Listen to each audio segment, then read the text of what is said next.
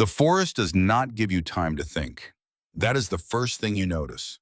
The trees press in from both sides of the track, close enough to touch from the column's edge, and what little light filters through the canopy in September arrives gray and flat and tells you nothing about what is ahead. Your boots are already wet. The track is not a road. It is a suggestion churned to black mud by the wagons in front of you, and every step costs more than it should. You are a soldier of the 18th Legion, and you have been marching for 6 days, and somewhere behind you in the column, there are 20,000 more men in the same mud, carrying the same weight, breathing the same cold air that tastes of pine resin in coming winter.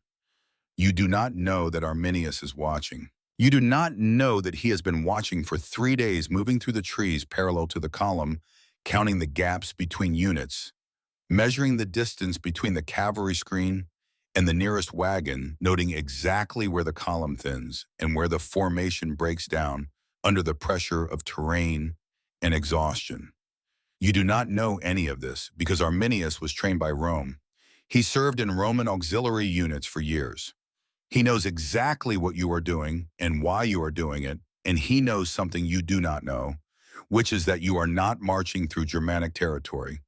You are marching through a killing field designed around the specific vulnerabilities of the army you belong to. He did not design it last week. He has been designing it for 2 years, one observation at a time, each piece of Roman doctrine he learned in service, becoming one more crack he knew how to split open. Publius Quinctilius Varus rides near the front of the column. He has no particular reason for alarm. The province has been quiet. The autumn taxes have been paid. He is returning to winter quarters, which is routine, which is what you do at the end of the campaign season when the weather turns and the roads are still passable. He does not know there are no winter quarters prepared in this part of the forest. He does not know that the supply chain behind him has already been stretched to the edge of its capacity by the long march north, that the wagons carrying food and equipment for 20,000 men through the cold months are axle deep in mud and losing ground, that Arminius has already sent riders to 3 separate tribal groups with instructions on timing. The system keeping this army alive has a gap in it. Arminius found the gap years ago in Roman training camps, learning Roman doctrine from Roman officers, and he has been waiting for the right season to push through it. The battle that follows is one of the most analyzed military disasters in the history of Rome, and almost everything you have heard about it is wrong in the same direction. The common telling frames it as an ambush, Germanic warriors appearing suddenly from the trees, chaos, massacre, the end. That version is not false, but it is incomplete in a way that matters. The ambush was the mechanism of death. The cause was something colder and more fundamental. Throw out what your history teacher told you about Teutoburg. The legions did not die because Arminius was a military genius, although he was. They did not die because Germanic warriors were superior fighters, because they were not. They died because a system failed. Rome had no winter infrastructure on the Rhine frontier, no prepared winter quarters, no pre-positioned food stocks, no site selection protocol for establishing defensible camps in forested terrain in deteriorating weather. When Arminius hit the column on the 2nd day of rain, when the mud was deepest and the men most exhausted, and the wagons had become obstacles rather than assets, he was not defeating an army in the conventional sense. He was applying force to a structure that had already failed internally. 20,000 men died in 4 days. Legions 17, 18, and 19 ceased to exist. Varus fell on his sword. When the news reached Rome, the Senate's response was not grief in the way Romans usually grieve military losses. It was something colder and more systematic. Augustus walked through his palace repeating a phrase that became famous, "Give me back my legions." But what Augustus actually ordered was not a revenge campaign. It was an audit. The question was not who had failed. The question was what had failed and how to close the gap so it never failed again. This is the story nobody tells, not the battle, the audit, and everything that was built because of it. This is not a story about Roman glory or Roman conquest. This is the story of what Rome constructed after the worst military disaster of the Augustan age, the system that kept 5,000 men alive and functional through winter at the edge of the known world on a stone wall in northern Britain in conditions that no other army on earth could sustain. We are going to trace it layer by layer, from the surveyors sent days ahead of the column to read wind direction from hillside vegetation, to the brick columns under a headquarters floor that circulated heat through stone, to the ventilation holes cut into barracks walls after soldiers started dying in their sleep, from the grain stockpiled in October against the certainty of January blizzard, to the training conducted on frozen ground because the institution did not recognize weather as a reason to stop. And finally, to the morning a Roman general decided to cross a partially frozen river in darkness because the system was good enough to attempt the impossible, all the way to a piece of thin wood covered in ink pressed into the mud at Vindolanda for 2,000 years, in which a Roman soldier asked his family to send socks. Before we go any further, drop a comment right now and tell me what city and country you are watching from. I read every single one. And if you have not subscribed yet, hit subscribe. You are watching Ancestral, the best dark history channel in the world. The Senate investigation concluded sometime in 10 AD, and the conclusion was precisely as unsentimental as you would expect from an institution that thought in systems rather than individuals. The problem was not Varus's judgment, though his judgment was poor. The problem was not Germanic military capability. The problem was that Rome had been operating on the Rhine frontier with an assumption embedded so deeply in its military doctrine that no one had thought to examine it, that the campaign season ended in autumn, and armies did not need to function at full capacity in winter. Teutoburg happened because that assumption was structural. No winter quarters prepared in advance, no food prepositioned for sustained cold weather operations, no site selection protocol for the terrain.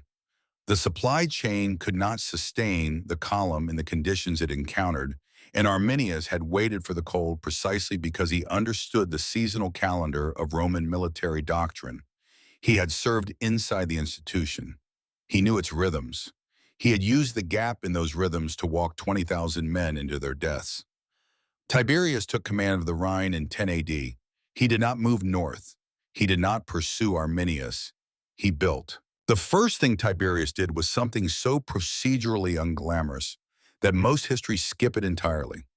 He formalized the protocol for the agrimensors, the military surveyors who traveled ahead of the main column to select campsites. These men engineers, not combat soldiers in the conventional sense, were now given a checklist. Elevation to take advantage of natural wind protection and provide sightlines.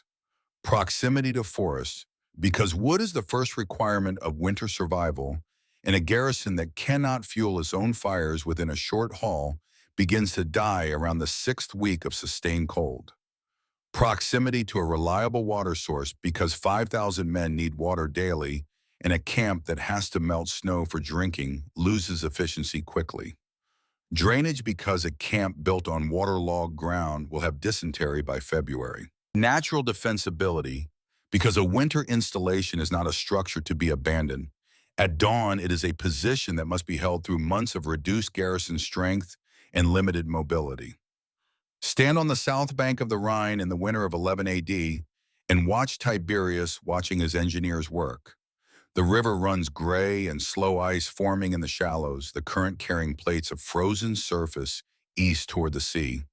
The air carries wet pine and cold mud, and the wood smoke from the survey team's fire 50 meters north, where the ground rises and the wind arrives from the southwest at a consistent angle.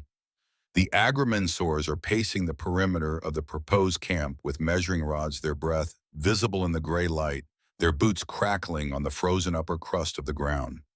Tiberius watches in silence. He is not watching the ground. He is watching the process. He is watching whether the process is being followed. The first act of inhabitation at every new site is the fossa, the defensive ditch around the camp perimeter. 3,000 men in rotating shifts because digging frozen ground is an act of physical violence against the earth. Iron picks shattering against the frost layer's shoulders, burning from the percussion of impact, men working in near silence. Because the cold makes conversation expensive. The dirt that comes out of the ditch goes into the agar, the compacted earth rampart on the inner lip reinforced with sharpened timber stakes at the top. The agar is the first thermal intervention. A wall of compacted earth 2 meters high stops wind. It does not eliminate cold, but it shifts the calculation inside the camp from survival to sustainability. The difference between those two outcomes is the difference between an army that can fight in spring and an army that cannot. NATO's winter warfare site selection doctrine uses terrain masking ratings, wind exposure measurements, proximity to resource indices, and drainage assessments to evaluate proposed forward operating positions. The checklist is different. The physics is identical. The Romans arrived at the same conclusions because 20,000 men died when nobody used a checklist, and the institution encoded the lessons so deeply that it outlasted the civilization that learned it. Before we step inside the walls, these engineers built and look at what kept 5,000 men from freezing to death. We need to understand what kind of structure they were building, because it was not what you picture when you hear the word camp.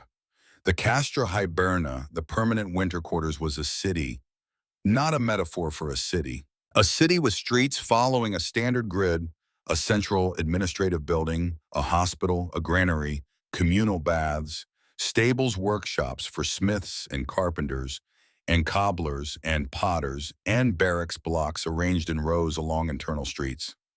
The total population of a major winter installation, soldiers, families, servants, traders, craftsmen, could reach 8 to 10,000 people. Some installations were occupied for decades without significant interruption. Castra Regina on the Danube operated as a military base from around 90 AD until late antiquity. Vindolanda on Hadrian's Wall in northern Britain was occupied continuously for over 3 centuries. They did not disappear when Rome did. They became cities. They exist today.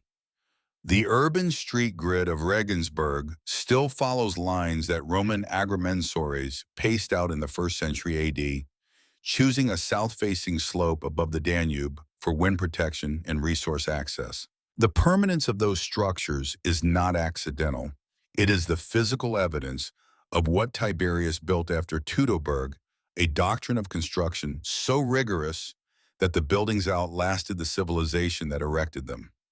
Inside the walls, the first thing any incoming garrison found was standardization so complete that a soldier transferring from Syria to Britain knew exactly where the hospital was without being told. A soldier who knows his environment does not freeze while searching for the latrine in the dark. A soldier who knows where the medical station is does not bleed out while disoriented by injury and cold. The layout was a weapon against confusion, and confusion in winter conditions is as lethal as any enemy. The barracks blocks were built around the smallest tactical unit in the Roman army, 8 men. 1 room, 1 brazier. The Romans did not have thermometers or heat transfer calculations. They had dead soldiers and surviving soldiers, and they counted which arrangements produced which outcome, and they adjusted the design accordingly. 8 adult male bodies in a sealed wooden room generate a reliable and measurable amount of heat. The contubernium was built around that output. Human bodies are furnaces. 8 furnaces in a sealed room maintain a temperature above the dangerous threshold, even when external temperature drops well below freezing. This was not accidental. It was designed in. He did not know Marcus Flavius Optio at Vindolanda in 122 AD, sleeping in that room with 7 men, that the dimensions of the room he slept in had been calculated around the thermal output of 8 human bodies. He did not know that the institution which designed his sleeping quarters had encoded that calculation so thoroughly that it would be rediscovered by U.S. Army Force Protection engineers designing forward operating base accommodation standards in the 21st century. He knew that 8 men in a sealed room stayed warmer than 8 men in separate spaces. He knew because the men who had tried the alternative had not come back in spring. The walls of the barracks were thicker than structural necessity required. Archaeologically verifiable, the wall thickness at Vindolanda and Rhine frontier installations exceeds what is needed to support the roof load. The additional mass is thermal. Stone and timber hold heat. A thick wall resists temperature change, which means the interior temperature drops more slowly during the coldest hours before dawn, when the braziers burn low and the men sleep. The windows were small and positioned to face away from the prevailing wind. This required the agrimensors to know wind direction before construction began. Every barracks and every winter installation was built as a passive thermal system, and the system was designed by men who would never have called it that, but who understood from accumulated institutional memory that a soldier who woke cold woke impaired.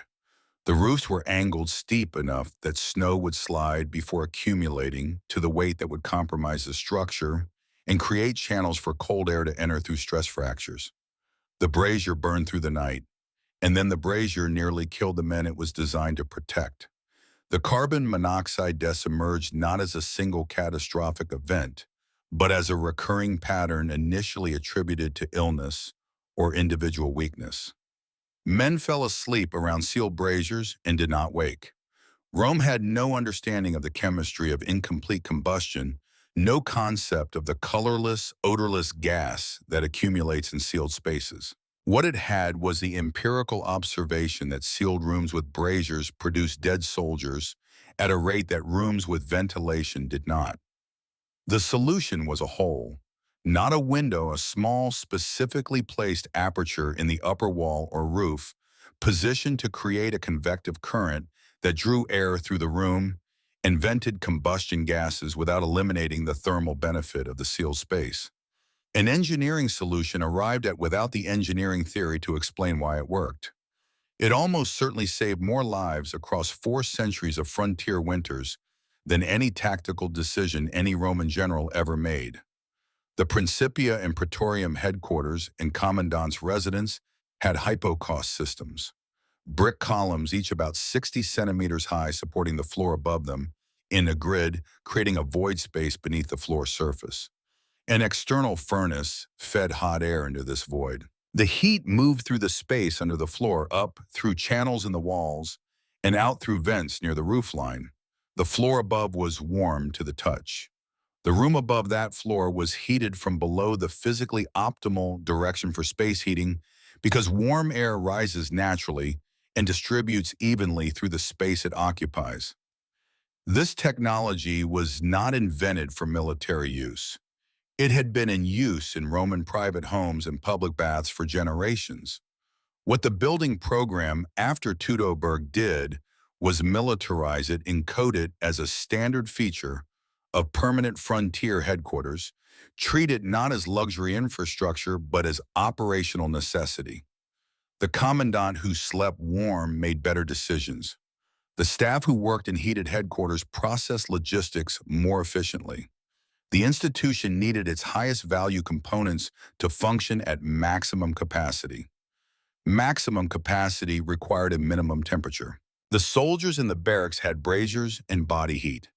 The disparity between their warmth and the commandant's heated floor was not an oversight. It was a design feature. We will return to what that disparity cost. If you are still watching, you are not here for the surface version of this story. You are here because you want to know how the institution actually worked, not the mythology, not the triumph narrative, but the specific mechanisms behind the outcome. That is exactly who this channel exists for. If you want to go deeper, if you want to help choose which buried chapters of history get pulled into the light, consider joining the Ancestral membership. Members shape the direction of this channel. They vote on topics, get access to extended research and early releases. If that is where you belong, the link is in the description. Because what we are about to get into the equipment that kept individual soldiers alive inside this system, and what it means that the soldier on the wall was still writing home, asking for socks, changes the way you understand everything that came after. Marcus Flavius wakes before the others. This is not discipline in the romantic sense, not the warrior's instinct, not the officer's pride. It is a survival habit encoded over 11 years of winter postings. He wakes before the others because the brazier burns lowest in the hour before dawn, and the man who wakes last in a room that has lost its heat wakes into a cold that has already done its work on his joints and hands and capacity to think clearly. He is 37 years old and optio of the first cohort of the Tungrian auxiliaries at Vindolanda, and he has 7 men sleeping around him who are his operational responsibility, and his first act every morning is to confirm that all 7 are breathing. January 122 AD. The fort at Vindolanda sits on a ridge south of the wall in the landscape that soldiers posted here from warmer provinces called the end of the world.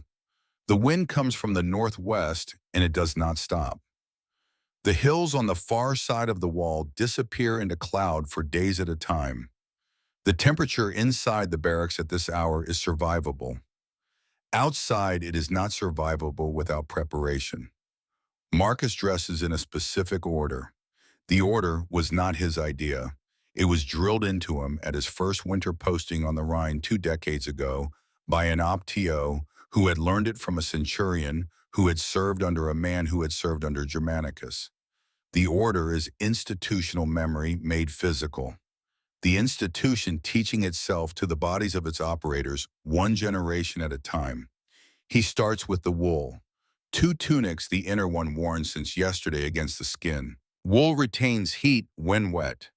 This is the property that makes it the correct choice for the northern frontier, where dry is a temporary condition and wet is the default. Over the tunics goes the subarmalis, a padded garment of layered wool and soft leather stitched thick across the shoulders and chest and back, thinner at the arms, where mobility matters more than insulation. The subarmalis fits between his body and his lorica segmentata, the segmented iron plate armor that constitutes his primary protection against the things that want to kill him in the field.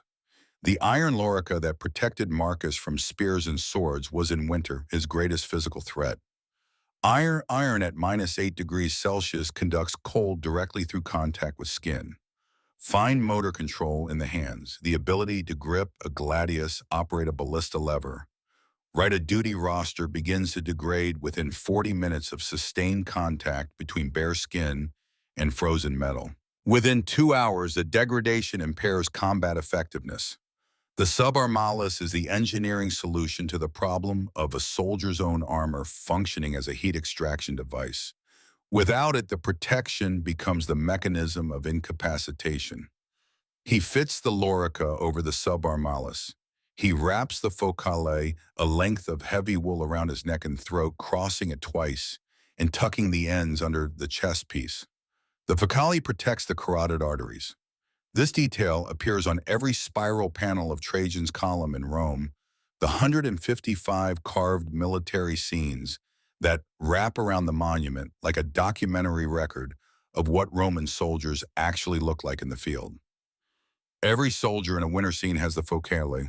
Sculptors did not invent decorative detail. They carved what they saw, and what they saw was every soldier in cold conditions wearing a wool scarf at the throat, because whoever designed the field uniform had understood empirically that the throat is where the body loses heat fastest when exposed.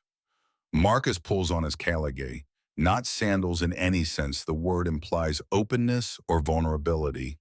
The sole is thick leather, rigid, studded across the bottom, with iron hobnails set in a pattern that distributes weight and creates traction on ice. The hobnails bite into frozen ground and prevent the slipping fall that in winter conditions means a twisted ankle and 3 weeks out of operational readiness. Before lacing the caligae, Marcus wraps his feet in strips of wool. He does not know that a soldier named Masculus in the same fort sometime in the next few weeks will write a letter home asking for socks. He does not know that this letter will survive in the mud for 2,000 years and be read by people who will use it as evidence of everything the greatest military machine in the ancient world could not solve. He only knows that his feet are cold and that the wool helps and that the Caligay protocol was given to him by someone who learned it from someone who learned it from someone, and the chain goes back far enough that nobody in it remembers who started it. The institution remembered even when the individuals did not. Over everything goes the sagum, the heavy rectangular wool cloak that serves as weatherproofing on the march and as a blanket at night. In extended cold weather postings, soldiers at Vindolanda wore a larger, heavier version than the standard issue cloak. The Beerus Britannicus, a hooded wool cape produced in the northern British provinces, was traded across the entire military road network. Commercial records from the 2nd and 3rd centuries AD show it appearing in requisition documents from Gaul to the Danube. Officers sent them as gifts to colleagues in warmer postings. Soldiers who served a Rhine winter and transferred south kept theirs. In summer, a Roman soldier looked Roman. His equipment was Mediterranean in origin, optimized for the climate of Italy and the southern provinces. In winter on the Rhine or the Wall, he looked like the enemy. Closed leather boots, similar to Germanic and Celtic designs, have been excavated at Roman military sites across northern Europe. Issued as equipment or purchased privately by soldiers who understood that the local solution to the local problem outperformed the traditional Roman solution. The institution adopted them without ceremony or documentation. The boot that kept a Brigantian tribesman alive through a northern British winter kept a Roman soldier alive through a northern British winter. The origin was irrelevant. The warmth was the variable. The U.S. Army's Extended Cold Weather Clothing System, ECWCS, operates on a 3-layer principle: moisture-wicking base layer against the skin, insulating mid-layer for thermal retention, waterproof outer shell for wind and precipitation. The logic is identical to the Roman sequence wool tunic against skin subarmalis for insulation, sagum, and biros for weather protection. The physics of heat retention did not change between the 1st century AD and the 21st. What changed was the vocabulary and the materials. The Roman soldier dressing in Marcus's sequence every morning at Vindolanda was operating the same thermal management system as a modern infantryman in Arctic warfare training in Norway. Before we follow the supply wagons that kept Marcus and his 7 men fed through January and February, and into the long gray exhaustion of a northern British March drop, a comment telling me which part of this system surprised you most. And if you have not yet subscribed, do it now. You are watching Ancestral. The granary at Vindolanda smells of cold stone and grain dust, in the sharp animal smell of the mules that delivered the last load in late October. It is now January. No wagons have come from the south in 6 weeks. None are expected until the road condition improves, which the agrimensors who track these things have estimated will happen sometime in late February, assuming the current weather pattern does not persist beyond its seasonal average. This is not a crisis. This is the design condition. The granary floor is elevated on stone pillars, short squat columns of dressed stone that lift the floor surface 40 centimeters above the ground beneath. The pillars serve 2 purposes. They prevent moisture from migrating upward through the floor into the grain. Wet grain spoils, and spoiled grain in a frontier installation in February is a genuine emergency, and they prevent rodents from establishing access routes into the stored supplies without crossing open ground. The walls are thick. The interior temperature fluctuates less than the exterior because thermal mass resists temperature change. The grain stacked floor to ceiling in the storage bays will remain viable for months. The mathematics of feeding 5,000 men through winter were not left to seasonal improvisation. They were calculated in advance and encoded in doctrine. Vegetius, writing his military treatise De Re Militari in the late 4th century AD, described a provisioning principle he called Horeum, Provisio, granary provisioning, that was operational by the time of Tiberius. The winter stores must be full before winter begins, not during, before. The supply chain that functions in September does not function in January. The roads that carry grain wagons from provincial farms to frontier installations run through passes that fill with snow across rivers that freeze or flood through valleys impassable for weeks at a time. The army that waits for winter to arrive before stocking its granary is an army that begins to die in February. Rome did not feed its soldiers in winter. It pre-fed them in autumn. The granary was not a kitchen. It was a siege weapon pointed at the calendar. Every soldier in the Roman legions consumed approximately 850 grams of grain per day as his base ration. At a major installation like Vindolanda, with a garrison of around 1,000 men, plus camp followers' animals, and administrative staff, the daily grain consumption exceeded a metric ton. Over a 4-month winter before the spring resupply routes opened, the granary needed to contain enough grain to sustain the entire installation without a single external delivery. The Vindolanda granary, excavated by archaeologists in the 20th century, had that capacity. The winter diet differed from the summer diet in ways that reflected an empirical understanding of cold weather physiology. Cold increases caloric demand. Maintaining core body temperature in ambient conditions below freezing requires the body to generate significantly more heat, which requires significantly more fuel. The Romans understood this as an observation. Men who ate less in winter got sick faster, recovered slower, died at higher rates without possessing the metabolic framework to quantify why. The solution was practical.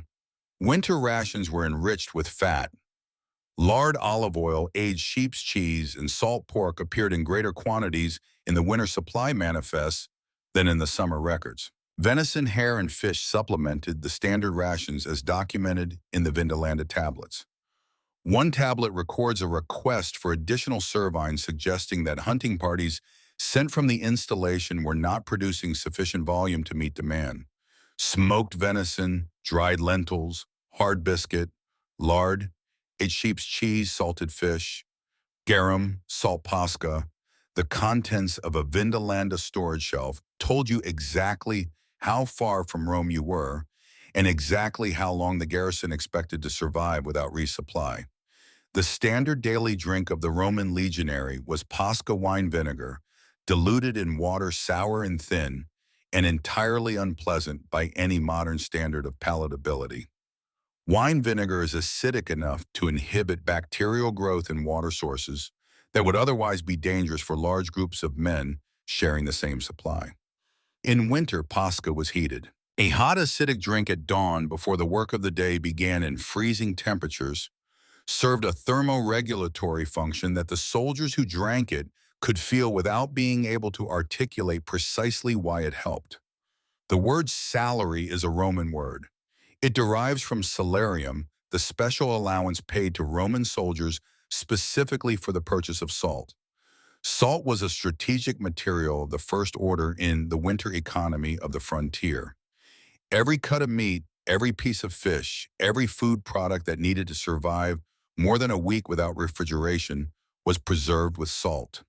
A soldier who received his salarium and used it to buy salt at the market attached to his winter installation was, without knowing it, receiving a specific acknowledgement from the Roman state that his survival through winter was a function of a mineral compound whose supply chain the state was responsible for maintaining. Every paycheck in this modern world carries a trace of a Roman soldier eating smoked meat on the Rhine frontier.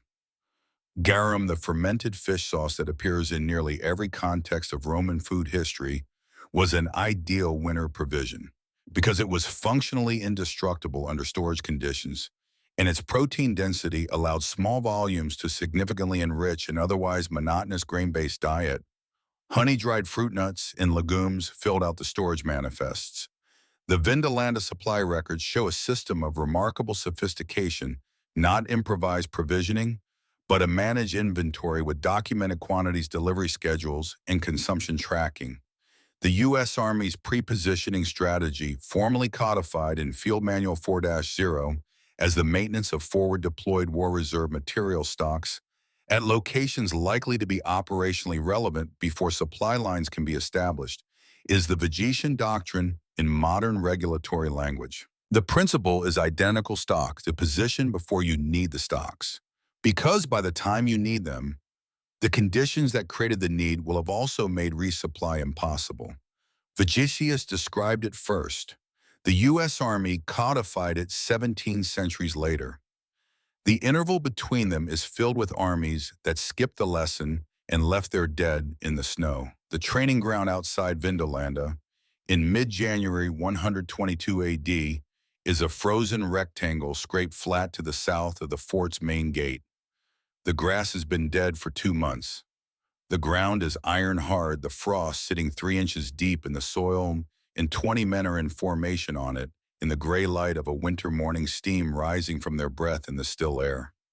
Marcus Flavius walks the line of vine rod in his right hand, correcting a grip, repositioning a shield, saying the same things as Optio said to him 20 years ago on a frozen field on the Rhine. The cold does not pause the drill. The cold is the drill. The conventional assumption about Roman winter quarters is that they were a period of rest recovery in waiting legions hibernating in their camps until spring made campaign possible again. This assumption is precisely wrong in every detail that matters. When the fighting stopped, the work intensified. Combat was in a specific sense the easier season. Armatura daily weapons drill was conducted regardless of weather, regardless of temperature. Centurions who commanded training on snow made an explicit argument. Physical discomfort during training creates the mental architecture that allows a soldier to function under physical discomfort in battle. The training was not incidental to winter.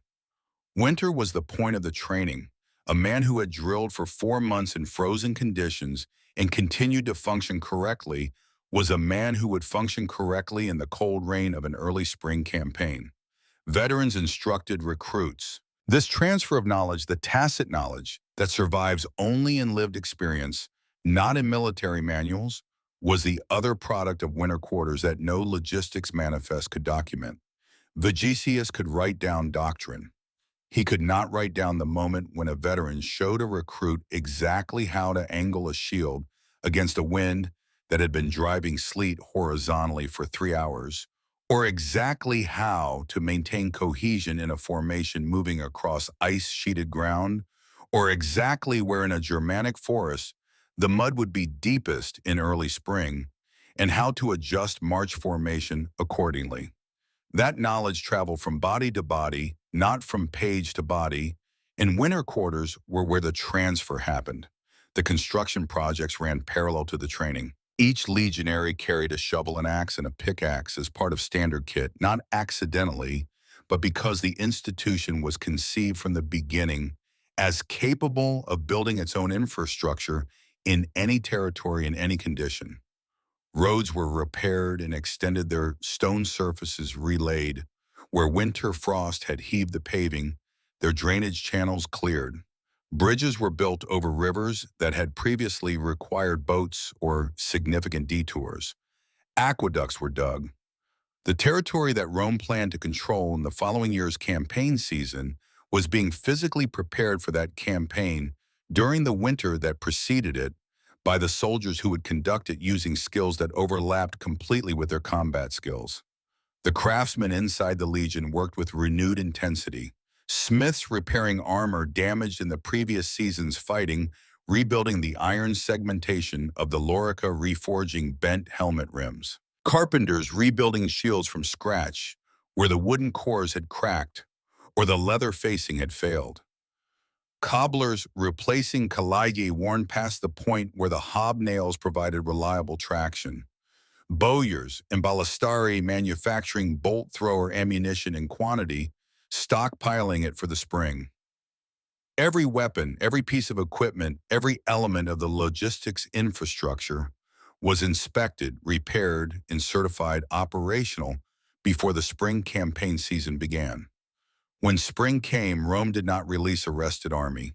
It released a fully rebuilt machine, retrained, re-equipped, restocked, and commanded by officers who had spent 4 months transferring knowledge downward through the hierarchy into the bodies of men who would need it in the field. The winter was not a pause in Roman military power. It was the mechanism by which that power was continuously renewed. Modern military doctrine calls this the readiness cycle, the deliberate alternation of operational deployment with training, maintenance, and logistics, sustainment designed to keep a force at peak effectiveness rather than degrading it through continuous use. The Romans did not call it anything. They just did it every winter at every installation on every frontier because the institution had encoded the practice so thoroughly that failing to conduct it would have been as unthinkable as failing to stock the granary. Before we go deeper into what all of this costs the men inside it, the deaths the institution produced despite working correctly, the hierarchy of warmth it enforced, and the price paid by the soldiers at the bottom of that hierarchy, the research foundation behind everything you are hearing today is documented in the book that sits at the foundation of this channel's work on Rome. It is dense and unrelenting, and it is worth it. The link is in the description. Open it while the story continues, because what comes next is the part the triumphal narratives always leave out. The Valetudinarium, the military hospital at a Rhine frontier installation in February, smells of wet wool and wood smoke and the specific sour sweetness of infected tissue. The Capsarius moves through the ward in gray morning light, doing what can be done, which is not always much. He has tools, he has training, he has in some installations a heated ward, the hypocaust extended to the hospital as recognition that a cold patient heals more slowly and dies at higher rates than a warm one. What he does not have is a solution to the fundamental biological reality of 5,000 men spending 4 months in a confined space in cold and dark. The carbon monoxide deaths had been the most instructive of the institution's early failures because they were the most systematic. Not individual soldiers making individual mistakes, but a pattern, men found dead around sealed braziers on the coldest mornings when the temptation to seal the ventilation points had overridden the procedural instruction to leave them open. The instruction existed because the pattern had been observed. The deaths continued at a reduced rate because humans in extreme cold make decisions weighted toward immediate warmth rather than abstract procedural compliance. The ventilation holes represented a design compromise between the ideal thermal outcome and the survivable thermal outcome calibrated to keep enough men alive to maintain the garrison's operational function.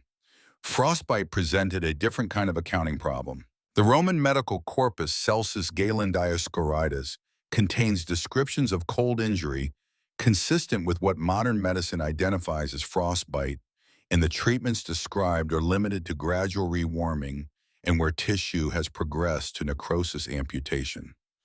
A soldier who had not followed the equipment protocol, who had worn inadequate foot covering, who had allowed extremities to remain in prolonged contact with frozen metal, who had not wrapped his caligae correctly was a soldier who might survive the winter, but not with all his fingers.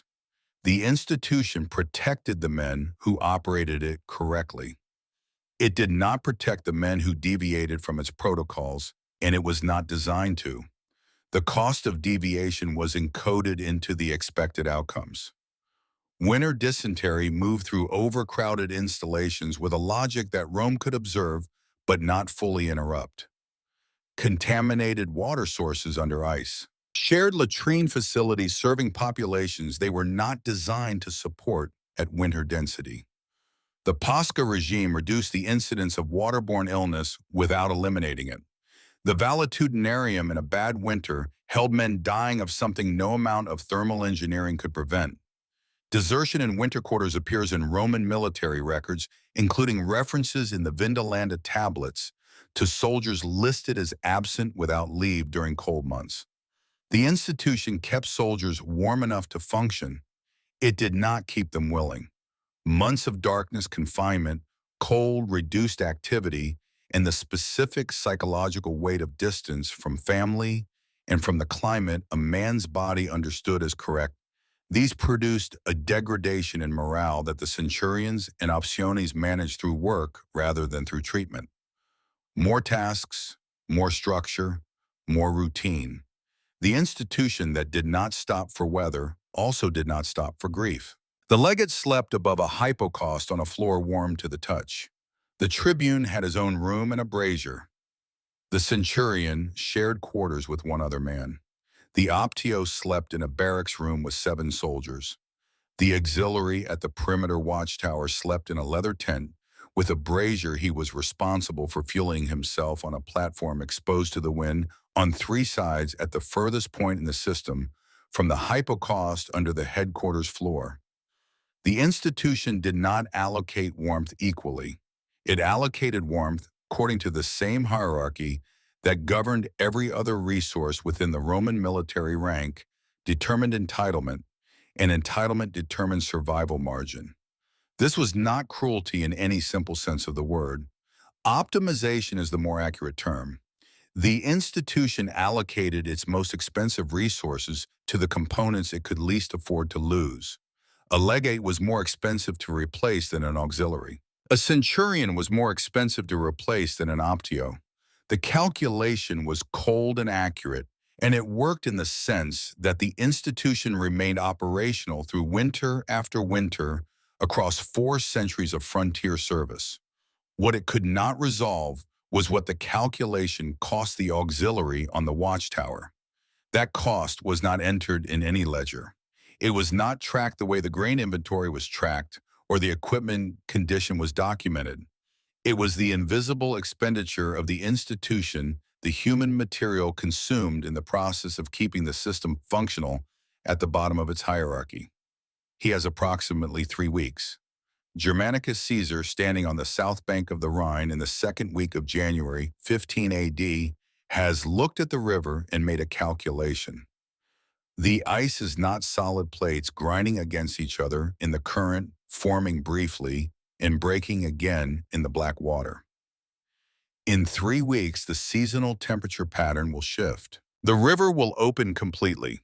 The advantage he is about to exploit will dissolve with the ice.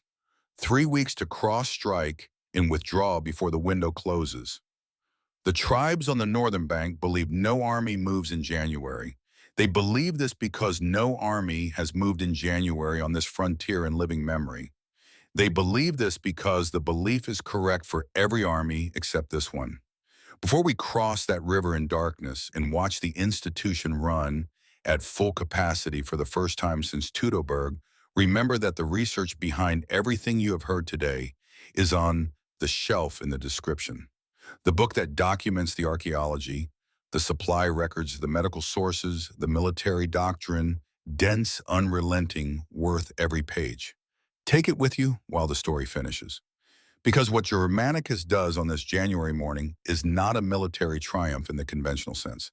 It is a proof of concept, and the proof changes everything. The river sounds different at night. In summer, the Rhine runs with a consistent voice water over stone current against bank. In January, it speaks in a lower register, a grinding percussive sound that carries across frozen ground and reaches the sentries on the south bank as something between a natural process and a threat. Ice plates the size of wagon beds collide in the current and shatter and reform downstream. The water between them is black and fast and cold enough to kill a man in 4 minutes if he goes in without preparation.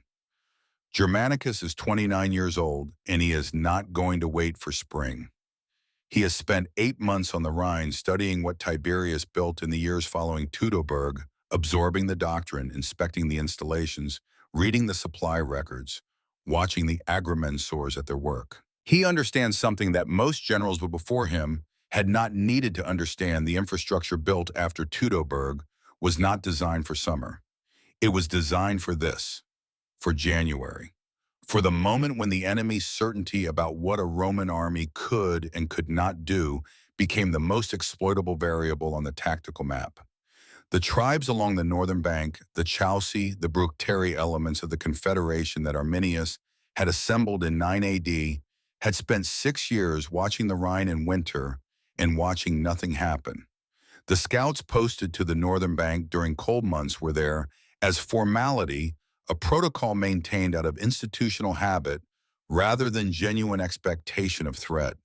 They were cold and bored, and they did not believe anything was coming. They were not wrong to believe this. They were wrong about this specific January. The pontoon bridge had been constructed upstream of the intended crossing point over the previous 48 hours in sections moved into position in darkness, assembled at the crossing site in the last hours before dawn. The engineers worked in silence by design. Sound carries across frozen water and frozen ground in ways that warm weather muffles. The institution had learned this too. The first units across are auxiliary infantry, lighter, faster, lower noise profile than the heavy legionaries. They establish the northern bridgehead while the bulk of the force waits on the south bank. The cavalry goes second, horses managed across the bridge by handlers who have worked with these specific animals in winter conditions for months and know exactly how much reluctance to expect. The heavy legionary cohorts go third in formation, iron hobnails on caligay, gripping the planking shields up the weight of each man and his equipment, transmitted through the bridge structure into the river below, where the ice plates grind and the current pushes east toward the sea. The institution crosses the Rhine in January. Nothing like this has happened on this frontier in living memory. In the villages and encampments of the tribal confederation on the northern bank, the first awareness of what is happening comes not as a scouting report, but as the specific sound of several thousand men in formation moving through frozen scrubland toward positions that were assumed to be safe because January made them safe. The response is confusion before it is resistance. Confusion is the tactical product Germanicus had calculated for. A force that does not know it is under attack in winter, does not have its winter equipment deployed, its supplies positioned for movement, its command structure assembled for rapid decision-making. It has its winter routines, its seasonal certainty, its fires against the cold. Arminius watches from somewhere in the forest interior. He had destroyed 3 legions in September because the system broke in cold and mud. He had used the seasonal weakness of Roman military doctrine as his primary tactical asset, timing his strike for the moment when the supply chain was overextended and the army had no prepared winter position to fall back to. It had worked with a totality that stunned Rome. 20,000 dead, 3 eagles lost. He does not in January of 15 AD have a response to what he's watching. The gap he exploited in 9 AD has been closed.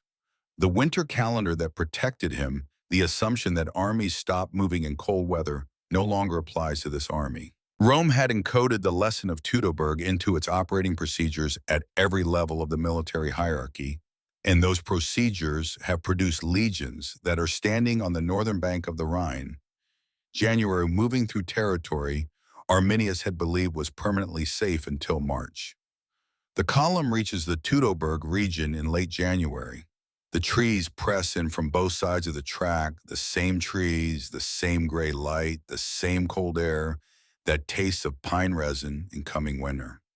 But the men walking through it now are not the men who walked through it in 980. They are the men the institution built after 980, equipped with the doctrine and the equipment and the logistics that the men of 17, 18, and 19 did not have. The bones are still there, bleached and scattered across the forest floor. Skulls nailed to the trees at the edges of the track, placed there by Arminius in the immediate aftermath of the battle as a message to any Roman force that might enter this forest subsequently. The rusted frames of Roman armor in the undergrowth, fragments of weapons, the specific detritus of an army that was ambushed and destroyed and left where it fell because there was no Roman force capable of returning to recover the dead until now. The silence in the column Tacitus records is complete. These are soldiers. They have seen dead men. What stops them is not the sight of bones. It is the calculation they are making as they walk through what happened here, comparing the evidence of the massacre against the institution they are now part of. They are walking through the proof of what the institution was built to prevent, and they understand it as soldiers understand things not as analysis but as recognition. Some of them had known veterans of Varus's legions. Some had family members who marched into this forest in September 9th AD and did not come back. The bones in the undergrowth were not abstractions. They were the specific dead that the institution had been built over and around and through, the reason for every piece of procedural knowledge that kept these living soldiers operational in January when the dead ones had died in September. Germanicus orders burial rites. The legions perform them with the formality the institution requires. Every soldier present understands what they are burying, not just the men of 17, 18, and 19. They are burying the version of Rome that existed before Teutoburg, the version that assumed winter was outside the operational calendar, that assumed the system would always have time to establish its infrastructure before the enemy struck. Step back from this specific January and look at what it means across the full scale of military history. What Germanicus demonstrated in 15 AD was not tactical genius, though he was a capable commander. It was institutional memory made operational. Rome had encoded the lessons of Teutoburg's site selection equipment, protocols, food pre-positioning, winter training, the construction of permanent winter installations that functioned as small cities into its operating procedures at every level of the military hierarchy. Those procedures had been applied consistently and without exception at every Rhine frontier installation for 5 years. And those procedures had produced legions that could walk across a partially frozen river in January and operate in conditions that had killed their predecessors, not because Rome had gotten lucky, but because the institution had learned the specific lesson that Teutoburg had taught and systematically closed the gap that lesson identified. Napoleon entered Russia in June of 1812 with the largest army assembled in European history. He did not pre-position winter supplies. He did not establish a Castra Hiberna doctrine for the Russian winterer. He assumed the campaign would be finished before the cold came, which is the Varus assumption restated 17 centuries later in French. The Grande Armée that entered Russia numbered approximately 600,000 men. The force that crossed back over the Niemen River in December numbered somewhere between 100 and 120,000. The cold killed more of them than the Russian army did. The Wehrmacht entered the Soviet Union in June of 1941. Operation Barbarossa was planned as a summer campaign to be concluded before the Russian winter. It was not concluded before the Russian winter. German soldiers outside Moscow in December 1941 were fighting in summer uniforms at minus 30 degrees because the Quartermaster Corps had not pre-positioned winter equipment because the campaign was supposed to be over. The institution had no winter mode. The Soviets, who had spent the previous winter at war with Finland, learning their own institutional lessons, were in felt boots and padded jackets. The gap in the German operational calendar was precisely the gap that Teutoburg had identified and Tiberius had closed. The Wehrmacht had not read Vegetius carefully enough. Every army that has ever tried to project power through winter has encountered this lesson. The ones who encoded it into their doctrine before the winter kept their armies operational. The ones who encountered it for the first time in the field left their dead in the snow. The camps the institution built outlasted the institution itself. Castra Regina on the Danube is Regensburg today, a city of 150,000 people whose medieval street grid still follows lines that Roman agrimensores paced out in the 1st century AD. Vindonissa on the Rhine is Windisch in Switzerland, inhabited continuously since the garrison first dug its fossa into the riverbank 2,000 years ago. Londinium grew from a logistical node in the military supply network into the city that would become the capital of Britain. The urban geography of Western Europe was shaped in ways still legible in the street maps of living cities by the decisions Roman surveyors made about wind exposure and river access and drainage when choosing sites for winter installations. The hypocaust technology spread from military infrastructure into civilian life across the empire. Private homes in the wealthier provinces were built over hypocaust systems in the 2nd and 3rd centuries. Public baths throughout the Roman world used the same principle. The engineering solution developed to keep a frontier headquarters functional in winter became a domestic comfort technology that spread across 3 continents. The brick columns under the floor of a Roman villa in southern England, surviving 2,000 years in the soil, are the direct descendants of the brick columns under the floor of the military installations on the Rhine, where Tiberius first encoded the lesson after Teutoburg. The Vindolanda tablets are the final archive, thin sheets of wood the size of modern postcards written on with ink pens in the cursive Latin of the early 2nd century, pressed into the anaerobic mud of the fort's floor levels, and preserved there for 19 centuries until archaeologists began finding them in 1973. They are the most intimate surviving record of daily life in the Roman military. Not the triumphal inscriptions or the official histories or the military treatises, the actual correspondence of actual people living inside the institution at the edge of the known world. There are duty rosters listing soldiers by name and assignment, supply requisitions detailing quantities of grain and lard and pasca and firewood against documented consumption rates.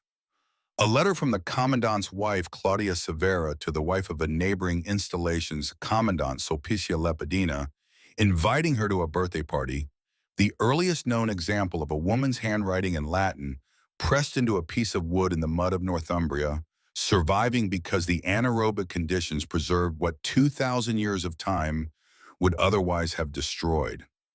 There are complaints about road conditions, requests for additional beer, notes about the weather, the ordinary bureaucratic and personal record of thousands of people living their lives inside an institution at the edge of the known world, in a climate that was not theirs, maintaining a system they had not built and would not outlive. And there is the Socks letter. The soldier who wrote it, possibly Masculus, a name that appears in several Vindolanda documents, was writing to someone in a warmer province. The letter asks for underwear. It asks for socks. It asks for sandals more suited to the cold than what standard issue provided. He does not know, as he presses the ink into the thin wood, that this letter will be read 2,000 years later by people who will use it as evidence of everything the greatest military institution in the ancient world could and could not solve. He only knows that he is cold and that his family can help with that specific problem if they receive the letter in time. The institution that engineered the hypocaust and the aqueduct and the road network that connected 3 continents could not manufacture a sock adequate for a British winter. The man on the wall was writing the same letter home that soldiers have written from coal postings in every army in every century since. The institution was full of humans. That was always the thing that complicated the calculation. Marcus Flavius folds the requisition he has just completed and hands it to the duty runner. The document lists the grain inventory in the North Storage Bay, the firewood stocks against the projected consumption rate for the next 2 weeks, the equipment condition of each of the 43 men currently assigned to his section, and 2 requests for replacement collegae for soldiers whose hobnails have worn past the point of providing reliable traction on ice. Everything is in order. The institution is running. Across the fort in the barracks block on the eastern side of the Via Principalis, a soldier named Masculus is sitting with a thin piece of wood and an ink pen, and the particular quality of concentration that belongs to a man who does not write easily, but has things he needs to say. He is writing to someone who lives in a place where the temperature does not do what the temperature does here. He is asking for underwear. He asks for socks. He may be asking for something else news, a name the specific ordinary detail of a life being lived somewhere warmer, but the archaeology has not preserved that part.